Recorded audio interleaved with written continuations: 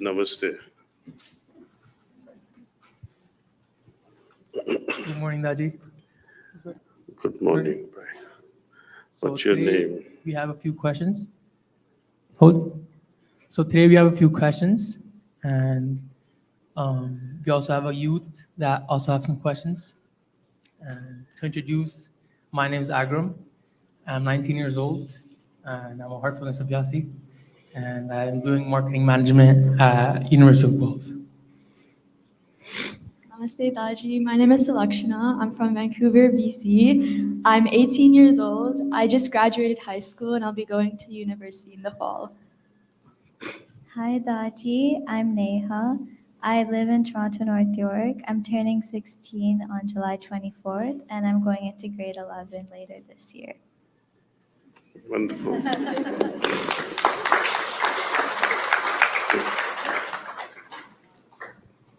So, Daaji, since all of us are wondering, how are you liking Toronto so far? What is there to like and dislike? I'm here to see you all, so my focus is primarily Abhyasis. People who are after some noble goal. If I was here for different purpose, then I would say yes. My eyes don't go around. I'm simply focused. During the meditation, I was reminded of Pujya Babuji Maharaj drawing his lines on his palm. Many of you have heard this story. But it's very appropriate here with the youth, because I was also then 20 years or something. We were alone. Babuji called me, like I was sitting on the floor, and then he said, "Come." I sat nearer his feet, and then he turned his hand around and he drew a line like this on his upper palm. He says, "This is a canal, water canal." And then he scratched his palm and said, "You see, there's a second canal now. You understand?" I said, "No, Babuji." Then he drew third canal. See, you understand? He said, power is reduced. So when we have multiple channels, focus, your attention span, your energy that goes in one direction will be greatly reduced. Often I see people waiting, especially adults, they pile up in the line. Many of you are relaxing, that some of them, they just stand around there. What happens there? The focus is external. In the hall, people are focusing inward. When you're focusing outward, like in science, though it is beneficial to a certain extent, our purpose here is to go within. It will not serve the purpose by waiting in lines, shouting, "Hello, Daaji, good morning, how do you like Toronto?" It's all rubbish. Absolutely rubbish. You are wasting your time. Not only your time, but you end up irritating poor fellow Daaji. No, truly, I'm speaking from my heart. I will not. So, as long as one remains external, how are you ever going to become meditative, which is inner state? So, I hope you have understood if I like Toronto.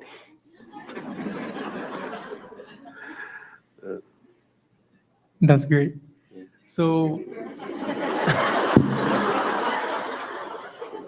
so my question to you, Daaji, is meditation to youth is seen as a boring activity or an activity, I would say, for old people. But when I meditate, I find meditation to be an interesting activity, or I find it fun in a way. And when I meet other heartfulness youth, they're all fun loving people. So, how do we project heartfulness as a fun activity to other heartfulness youth? Well, keep playing with meditation and show it to them that how meditation can be full of joy. It can really make you very creative. And there are many reasons which I find that what if you meditate in your old age and master your mind? Okay. First of all, as you age, you can't even sit properly. Your knees will hurt and you can't even bend your head properly or stay erect. That's number one problem. What will you do with such a meditative mind in your old age? Samadhi like state, meditative minds, they have to be utilized in your professional life, in your family life. In your old age, one by one, people are leaving you anyway. Where are you going to use such a meditative mind in your creative activity? What creative things are you doing in your old age anyway? Clean your dentures, perhaps.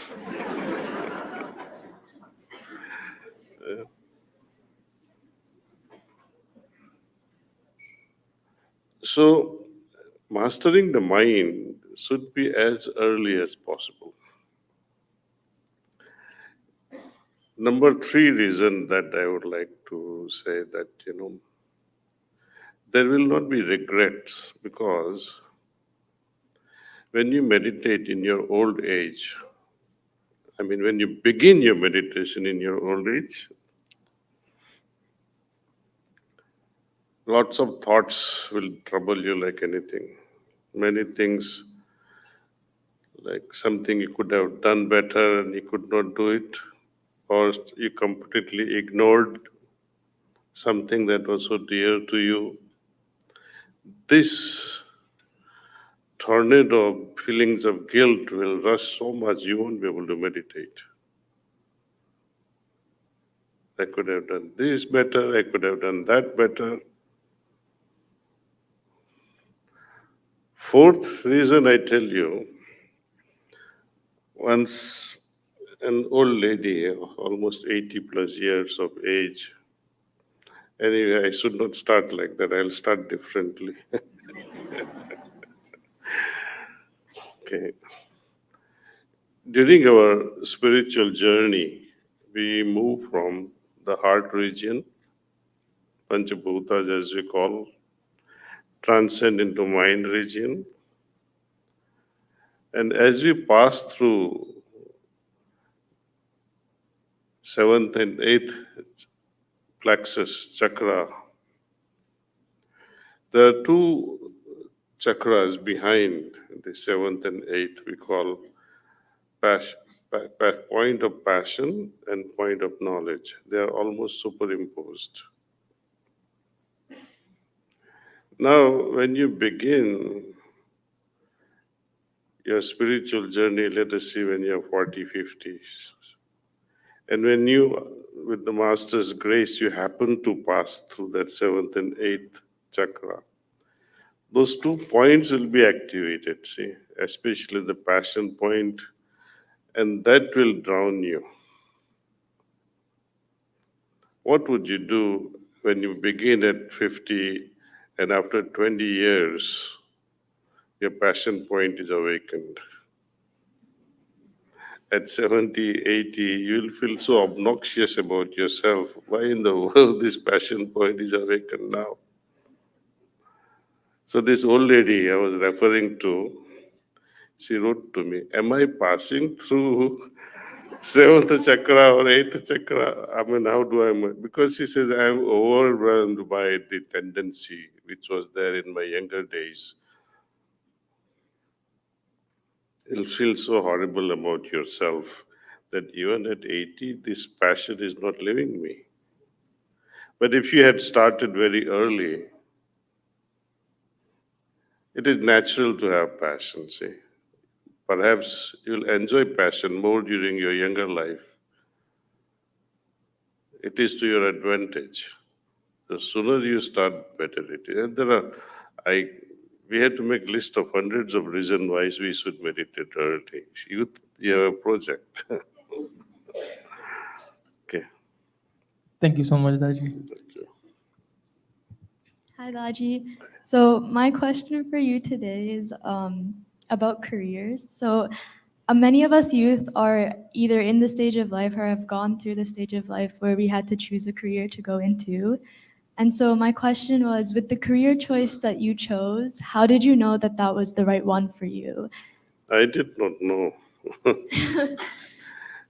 My ambition was to become a doctor. And I didn't have enough score to get into medical school. So I was very helpless and ended up being a pharmacist. I had the opportunity in other states, but my parents would not allow me.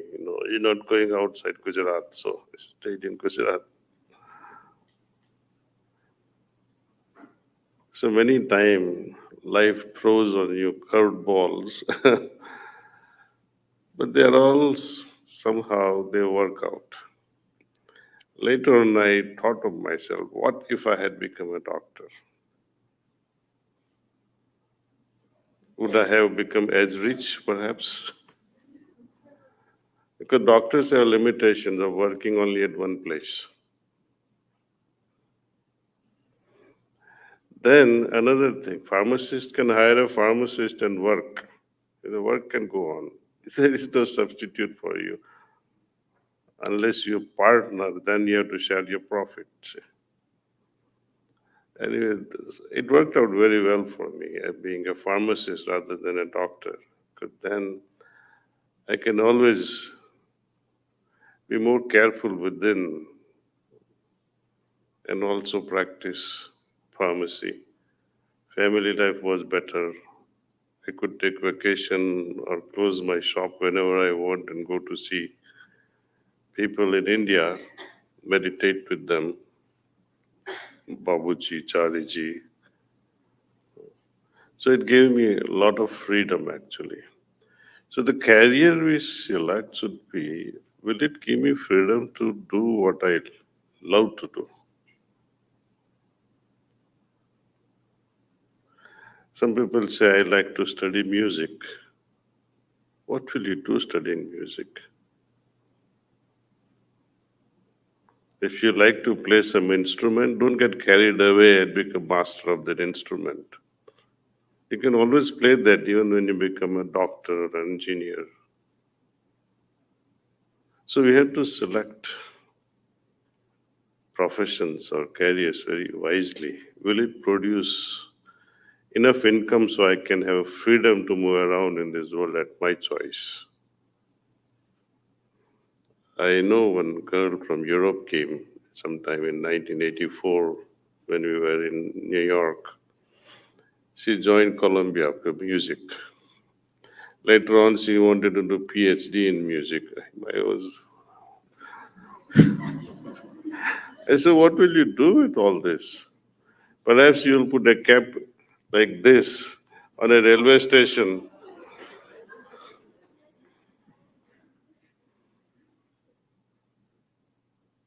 and play music and beg.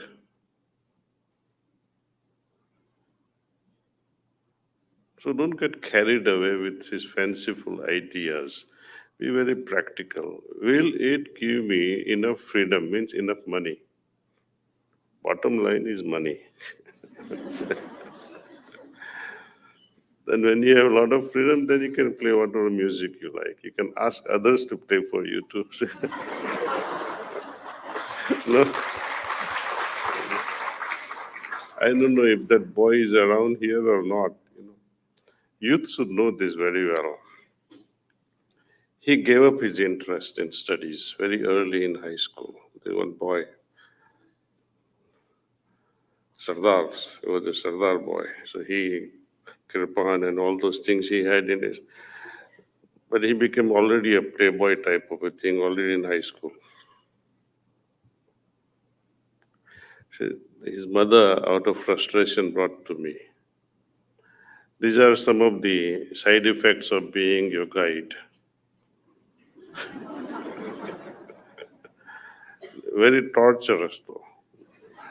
Husband and wife, they don't get along. First of all, they say, get us married. Then they fight. Then they come to me. You did it. Then they have children. My child is not studying. So I asked that boy a question.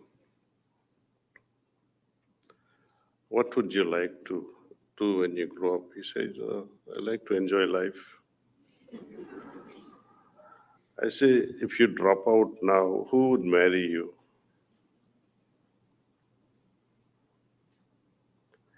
What kind of car do you like? So he started, very high-fi, even names I didn't know, Lamborghini and whatnot. I said, how much does it cost in India? I said, 4 or 5 crores. I said, good. Do your parents have this kind of money? He started thinking. I said, good. My parents don't. How much do they earn? Maybe 80,000 rupees a month.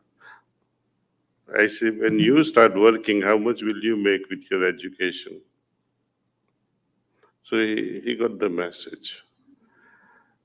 Even if you collect, even at 80,000 rupees a month, your salary, you cannot have a Lamborghini in 10 lives. You can drive somebody else's Lamborghini for sure. But who would give you a Lamborghini? Who owns it? They don't have drivers to drive Lamborghinis. They drive themselves because that's their joy. That's their toy. So you forget about it and better start studying. Otherwise, you won't have even a scooter.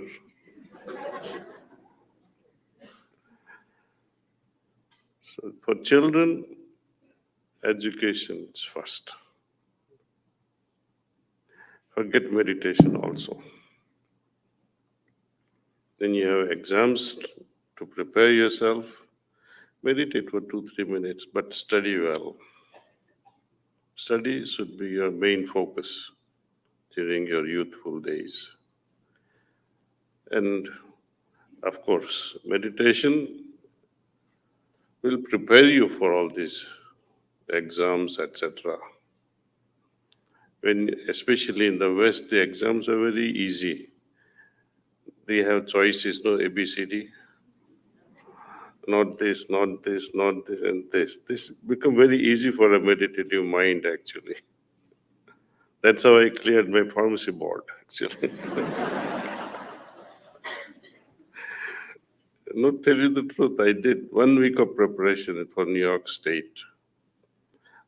I went for Babuji's birthday, and my friends ended up filing an application on my behalf to New York State Board. When I came back from India after seeing Babuji, 1 week later I had my exams. All my friends, they told me, study this, study that, and they gave me all the literature. So I went through most of it, gave the exams. My friends who were preparing for 2 years, they all failed. And they were cursing me, how did you pass? How did you clear pharmacy board, New York State? And the worst was California State. That's supposed to be the toughest of all. Why I'm saying that, I'm not trying to, say Kamlesh Pai is so intelligent. No, it's not the intelligence.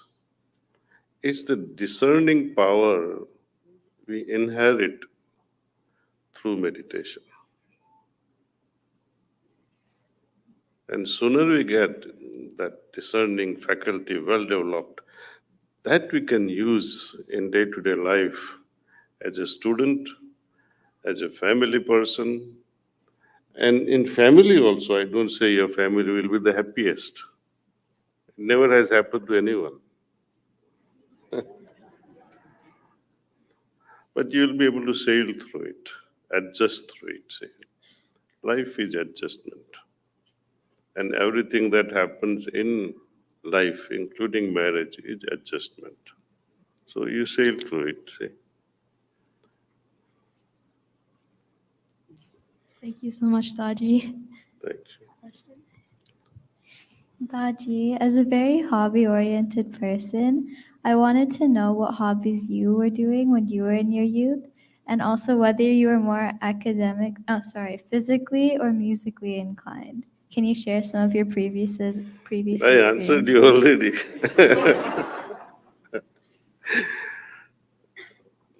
See, as I grew up, I had a polio. So physically, I was not very strong. So that helped me develop other interests. Music also, of course,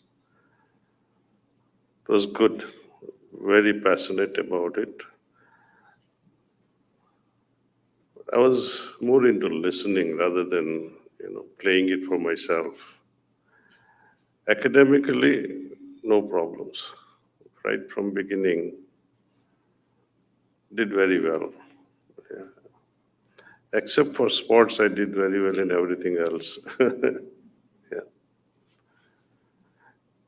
And once I began this journey, spiritual journey under the umbrella of Babuji Maharaj, it was all a win-win situation for me in life. No regrets.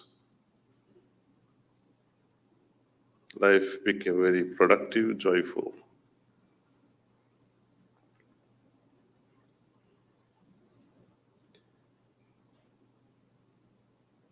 That's all. Okay. Thank you, everyone. So we meet again in the evening. Yeah, thank you.